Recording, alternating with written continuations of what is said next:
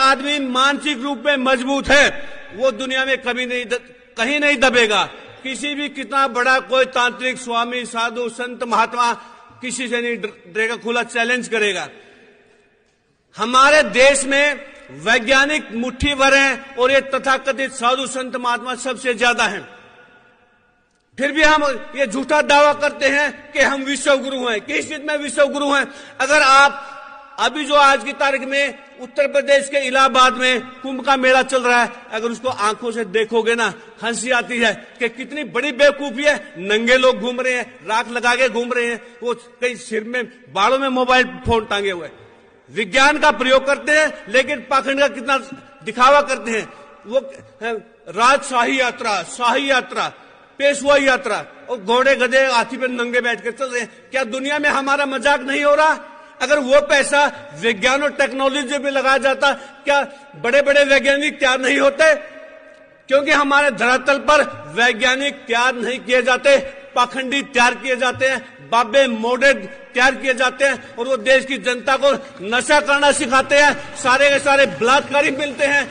अगर आप देखो दक्षिण भारत के मंदिरों में जितने पुजारी बैठे हैं 100% सारे के सारे बलात्कारी हैं। देवदासी प्रथा हमारे पूरी दुनिया के इतिहास में देवदासी प्रथा हमारे माथे का कलंक है। दुनिया के किसी भी धर्म में छुआछूत नहीं है, केवल हिंदू धर्म में जिसके अंदर छुआछूत और मानव दुनिया की मानवता के सबसे बड़ा कलंक है। क्या हम इस कलंक पर फख्र कर सकते हैं? आज भी इस राजस्थान के हमने काफी इलाके जब सर्वे में देखे गए, हैरान रह गए। आज भी बहुत सारे देहातों में गरीब लोग किसी सामंत की हवेली के आगे अपने पांव के जूते निकालकर जूते सिर पर रख के झुक कर निकलते हैं। क्या हमारे शहीदों ने इन्हीं गुलामियों को देखने के लिए अपनी शहादत दी थी?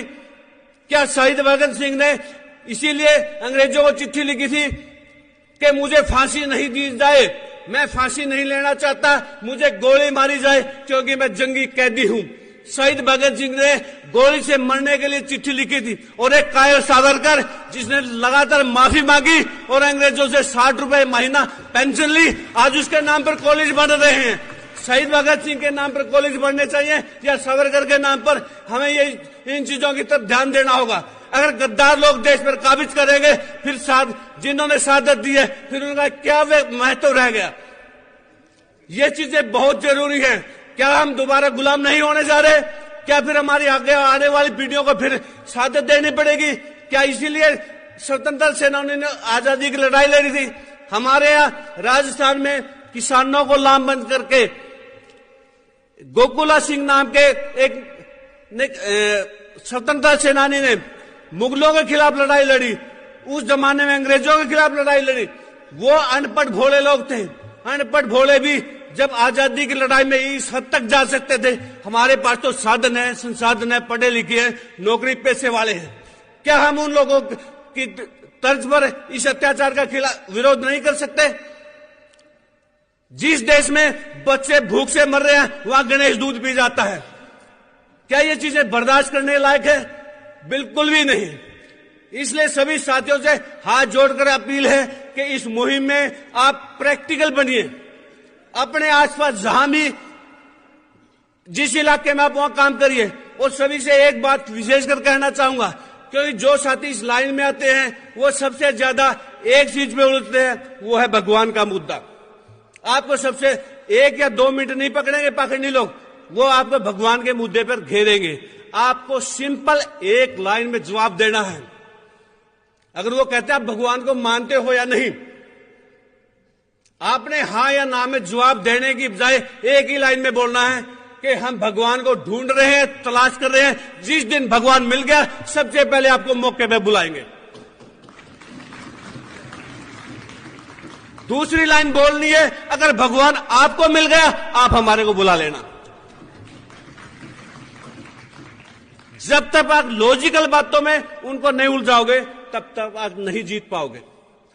अगर वो आपके ऊपर सवाल करता है आप उस पर अगला सवाल उसी पे डालिए, उसी से पूछिए क्या देवी देवताओं के 8-8 10-10 हाथ हो सकते हैं?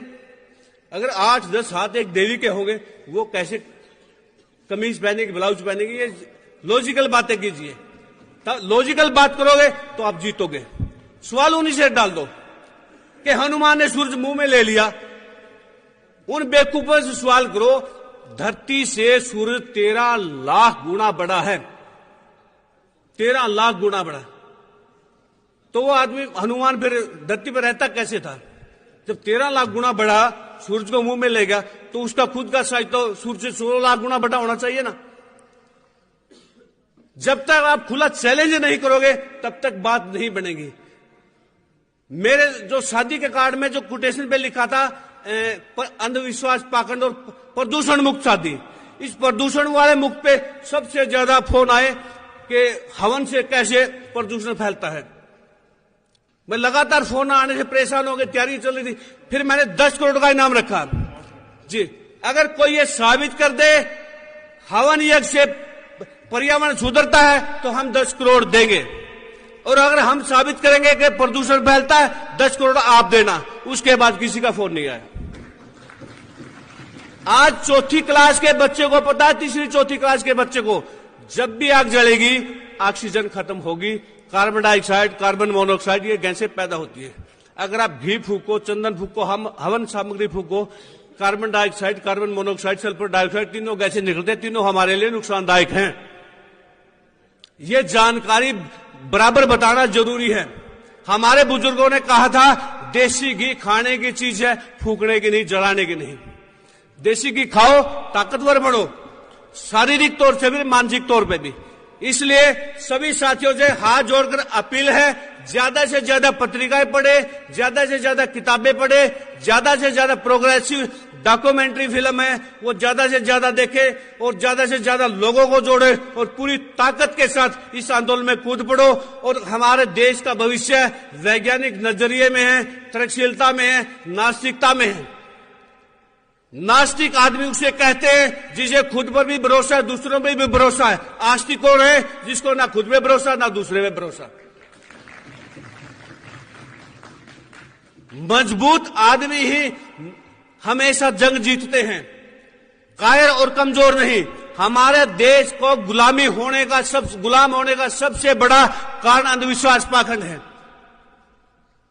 जब ये सोमनाथ का मंदिर लूटा, उस मंदिर में जो हमलावर से सैकड़ों गुना ज्यादा पंडे पुजारी भक्त बैठे थे, उन्होंने तालियां बजानी शुरू की, खड़ताल बजानी शुरू की, जय गोविंदा जय गोपाला इनको अंधा कर देगा। मोहम्मद गौरी हजारों ऊंटों पे, घोड़ों पे सारे सोना चांदी लूट के ले गया। वहां कोई भगवान ने चू भी नहीं की। मुगलों ने पूरे देश को मार मार डंडे सीधा कर दिया। क्या कोई भगवान देवी देवता आया? नहीं आया। सारे के सारे कोने में दब गए थे। कोई भगवान नहीं आया, ना अंग्रेजों के टाइम में आया। जब यहां गरीबों पे अत्याचार होता है, कौन सा देवी देवता, कौन सा भगवान आता है? फिर ऐसे भगवान, ऐसे देवी देवता हमने चूल्हे में देने जो हमारे किसी काम के नहीं। अपने बच्चों को अगर एजुकेशन देनी तो वैज्ञानिक नजरिए की देनी है। केवल शिक्षा से बात नहीं बनेगी। आपको पीएचडी भी सूर्य को पानी देता मिलेगा। पढ़ा लिखा या अनपढ़ ये मायने नहीं रखता। आप जागरूक हैं या अंधविश्वास है ये मायने रखता है। तो साथियों, इसीलिए हर जगह आप तरक्की कीजिए। जो हमारा देश गरीब नहीं है, जनता गरीब है। जो यूरोप के लोग जाहिल कहलाते थे, उन्होंने हमारे यहां राज किया। और इसका कारण हमारा धर्म। हमारे धर्म में इतनी बकवास, अगर आप वेदों को पढ़ोगे, उपनिषदों को पढ़ोगे, पुराणों को पढ़ोगे, सारे के सारे बकवास है। पुराणों में ऐसी बात है आप परिवार के बीच बैठ के पढ़ नहीं सकते, इतनी गंदी बातें हैं उनमें, पुराणों में। इसलिए हमने सारी स्टडी की है। अगर आप इनको वास्तव में पढ़ोगे, इतनी गंद भरी है। तो इसीलिए सभी साथियों से अपील है, सारी वैज्ञानिक चेतना की अच्छी अच्छी किताबें पढ़िए, जागरूक कीजिए समाज को, सभी को। जय जवान, जय किसान, जय विज्ञान, जय इंसान।